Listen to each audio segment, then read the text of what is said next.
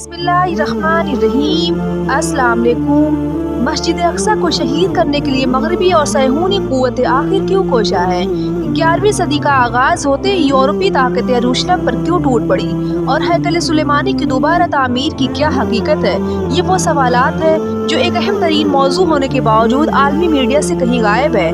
बैतुल मक़दस मुसलमानों का क़िबला अव्वल है। यहाँ रसूल खुदा सल्लल्लाहु अलैहि वसल्लम ने तमाम अंबिया इकराम की इमामत फरमाई और यहीं से सफ़र मेराज का आगाज किया था। वहीं दूसरी तरफ यहूद व नसारा के लिए बेजगह मुक़द्दस तरीन है।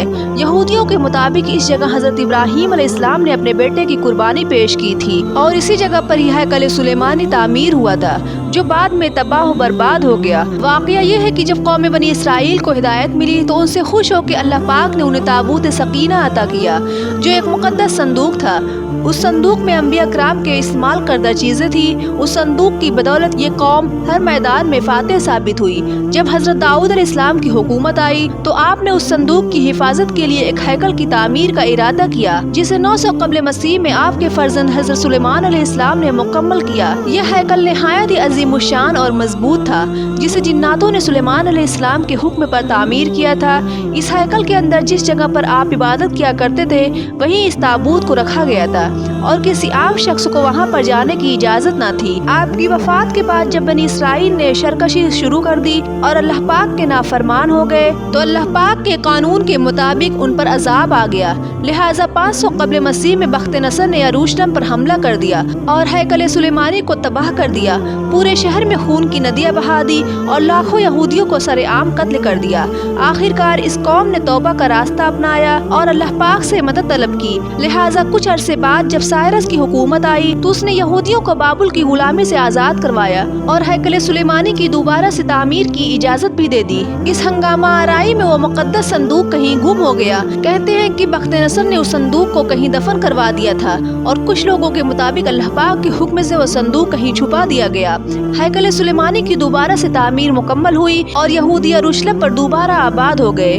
मगर ये शरकश कौम दोबारा नाफरमानी पर उतर आए और जब हजरत ईसा अलैहिस्सलाम ने उन्हें हक की दावत दी तो उन्होंने आप को सूली पर चढ़ाने की कोशिश की। नतीजा ये हुआ कि तारीख फिर से दोहराई गई और कानून इलाही के मुताबिक एक और जालिम बादशाह उन पर कहर बनकर नाजिल हुआ जिसे तारीख टाइटस रोमी के नाम से जानती है। ये जर्नैल बख्त नसर से भी ज्यादा जालिम था। उसने यरूशलेम से यहूदियों को कीड़े मकोड़ों की तरह सफाया कर दिया और बचे कुचे यहूदी यरूशलेम छोड़ने पर मजबूर हो गए।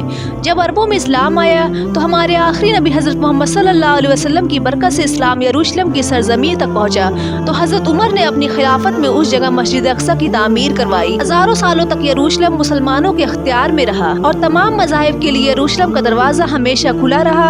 बिला आखिर 11वीं सदी के वस्त में दूसरी आलमी जंग हुई तो बरतानिया और अमेरिका की साजिश से यरूशलेम में यहूदियों को दोबारा आबाद कराया गया और अरबों को एक ना खत्म होने वाली खाने जंगी में झोंक दिया गया। आज ये यहूदी रियासत इसराइल क़िबला अव्वल को शहीद करके वहाँ अपने इस हैकल को दोबारा तामीर करना चाहती है और इस ताबूत सकीना को दोबारा खोज निकालने की कोशिश कर रही है।